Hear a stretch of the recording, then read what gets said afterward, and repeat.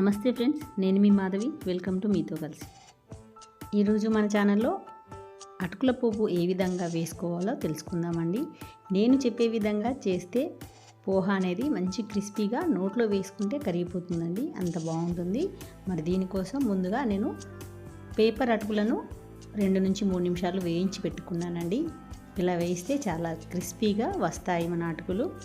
Stove on చేసి బాండి ఉంచి దానిలో 5 స్పూన్ల వరకు ఆయిల్ని వేసుకుంటున్నానండి. ముందుగా దీనిలో మనం పల్లీలు, పుట్నాలు వేయించుకోవాలండి. ఇలా వేయించుకోవడం వలన మంచి క్రంచీగా ఉంటాయి పుట్నాలు అండ్ పల్లీలు. ఇలా వేగిన తర్వాత వీటిని ఒక ప్లేట్లోనికి తీసుకొని పక్కన ఉంచుకోవాలండి. కొద్దిగా ఆయిల్ ఎక్కువగానే పడుతుందండి ఈ రెసిపీకి. వేగిన పల్లీలను, పుట్నాలను ఇలా ప్లేట్లోకి తీసుకున్న తర్వాత అదే బాండీలో 1/2 స్పూన్ వరకు ఆవాలు, 1/2 స్పూన్ జీలకర్ర వేసుకొని బాగా వేయించుకోవాలండి. ఇవి వేగిన తర్వాత 5 నుంచి 8 వెల్లుల్లి రెబ్బలను కట్ చేసి లేదా దంచి వేసుకుంటున్నాను. నేను పొట్టుతో సహా వేసుకుంటున్నాను. తర్వాత దీనిలోనికి కొద్దిగా కర్రీ లీవ్స్ని కూడా వేసుకొని మంచి క్రంచీగా అయ్యే వరకు వీటిని మనం ఆయిల్లో ఫ్రై చేసుకోవాలండి. తర్వాత ఒక చిన్న ఉల్లిగడ్డను ఇలా ముక్కలుగా చేసుకొని వేసుకుంటున్నాను. ఆనియన్ని వేయడం వలన చాలా రుచిగా ఉంటాయండి అటుకులు.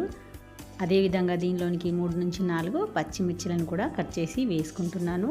ఆనియన్స్ కొద్దిగా కలర్ చేంజ్ అయ్యే వరకు వేయించుకున్న తర్వాత దీనిలోనికి 1 స్పూన్ వరకు అల్లం వెల్లుల్లి పేస్ట్ వేసుకొని బాగా ఫ్రై చేసుకోవాలండి 2 నిమిషాల వరకు. తర్వాత 1½ స్పూన్ పసుపును కూడా వేసుకొని ఫ్రై చేసుకుంటున్నాను.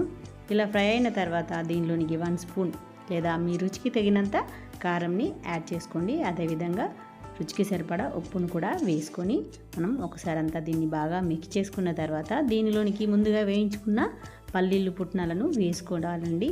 అలాగే ఆయిల్లో వేపితే పల్లీలు ఎక్కువగా ఫ్రై అయిపోయే ఛాన్సెస్ ఉంటాయి, కాబట్టి ఈ స్టేజ్లో మనం వీటిని యాడ్ చేసుకోవాలి. ఇలా వేయడం వలన ఉప్పు, కారం పట్టి చాలా టేస్టీగా ఉంటాయండి పల్లీలు తిన్నా కూడా. తర్వాత ముందుగా వేయించుకున్న అటుకులని దీనిలోనికి వేసుకొని ఈ మిశ్రమాన్ని అంతా బాగా మిక్స్ చేసుకోవాలండి. అన్ని పదార్థాలు అటుకులకంతా బాగా పట్టేలాగా 2 నిమిషాల వరకు మనం వీటిని స్టవ్ పైన ఉంచి బాగా మిక్స్ చేసుకోవాలండి. అంతే, వెరీ సింపుల్. అల్లం వెల్లుల్లి పేస్ట్, ఆనియన్స్ వేయడం వలన వీటి రుచి అనేది చాలా బాగుంటుందండి. తప్పకుండా ట్రై చేయాల్సిన రెసిపీ ఇది.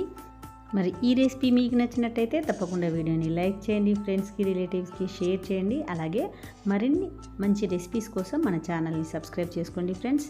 Thanks for watching.